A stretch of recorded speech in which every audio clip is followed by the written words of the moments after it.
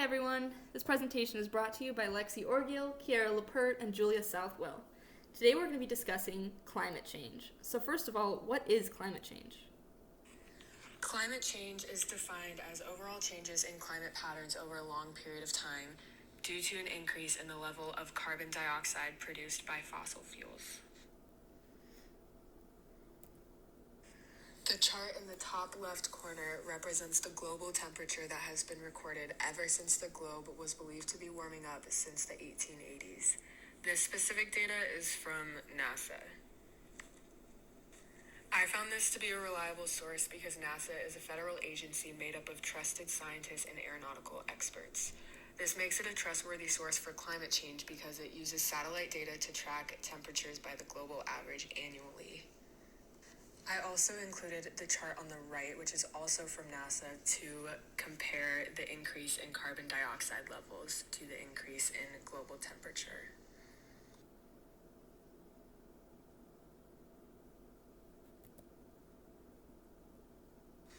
A big question is, why is it an issue?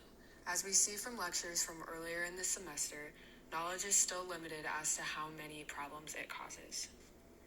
It is also a problem because there are various opinions on the subject and how to go about the situation. This makes it difficult to agree on climate change responses fast enough.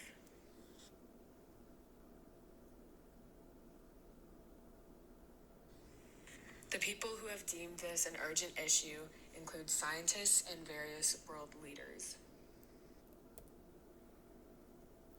Because of all of these aspects, climate change is described as a wicked problem. This is due to the complex yet often incomplete knowledge we have about the issue, the large number of people involved, and the fact that we don't have a solution template or any guarantees that our solutions will work. There is no one-size-fits-all solution. They often have to be adapted to different contexts. There's also something called the no-stopping rule, where problem solvers of climate change never quite know when the job is done due to uncertain future effects. Now let's talk about some of the main impacts of climate change. First of all, there's increased global temperatures, as you saw before. There's also rising sea levels and acidification of oceans. There are changing weather patterns, including precipitation patterns. There's also an increased frequency and intensity of extreme weather events throughout the world. Examples of this include drought, wildfire, heat waves, hurricanes, typhoons, and tropical storms. There is a huge loss of biodiversity and habitat threats for different species of wildlife. There are also many threats to human health, which might be in the form of disease, poor air quality, and lack of food and water supply.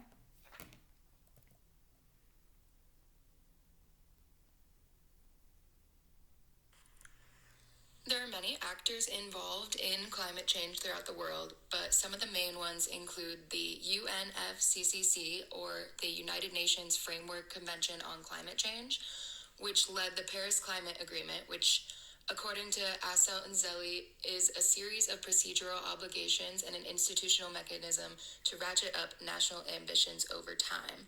And this agreement includes a temperature goal, pledges from countries that are involved, and reviews of those countries to check that they are upholding their pledges.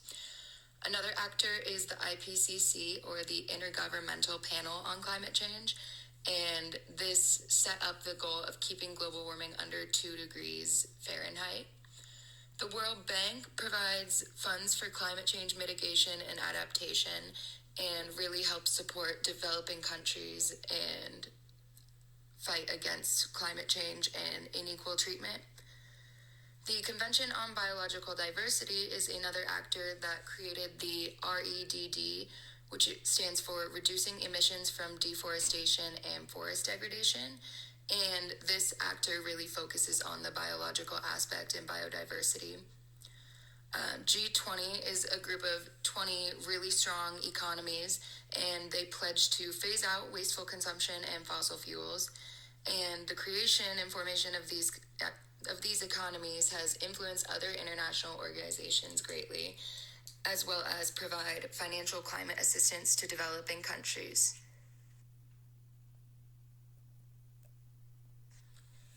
Climate change affects absolutely everyone in every area, and so interdisciplinary approaches are very necessary. So what is currently being done involves sociological, political, scientific, economic, and more perspectives. And Christina Nunez reports that improvements to energy efficiency and vehicle fuel economy, increases in wind and solar power, biofuels from organic waste, setting a price on carbon, and protecting forests are all potent ways to reduce the amount of carbon dioxide and other gases trapping heat on the planet. And this is just one thing that is necessary to be done in order to protect the planet. Scientists are currently hard at work attempting to create new technologies that are cleaner in a variety of fields such as transportation, electricity, energy, and more.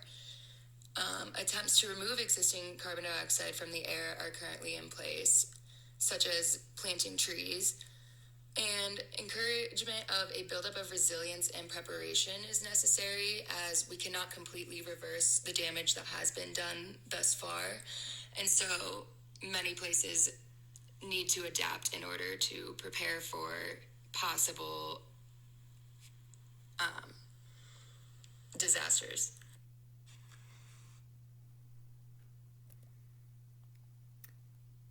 So let's talk about the successes of these different methods of addressing climate change.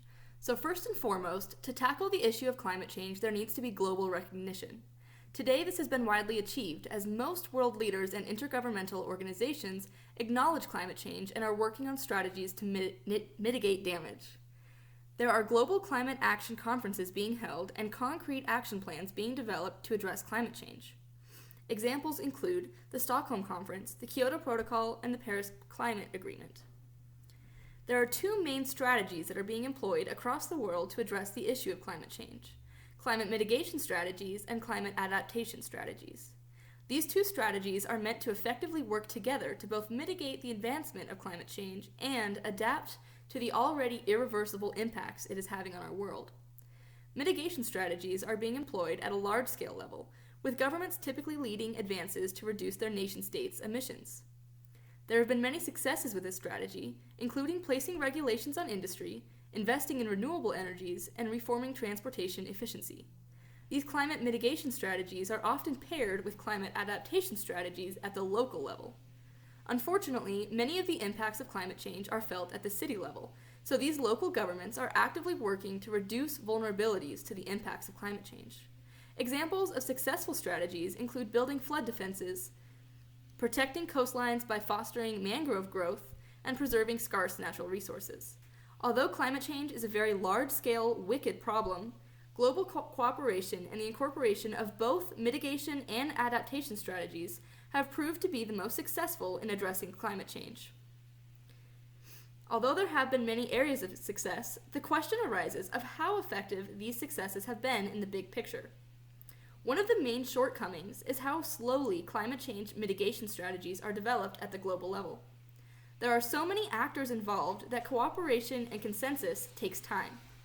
While global actors struggle to find solutions, local cities are left at the front lines facing the direct impacts of climate change, often with very little assistance from national governments.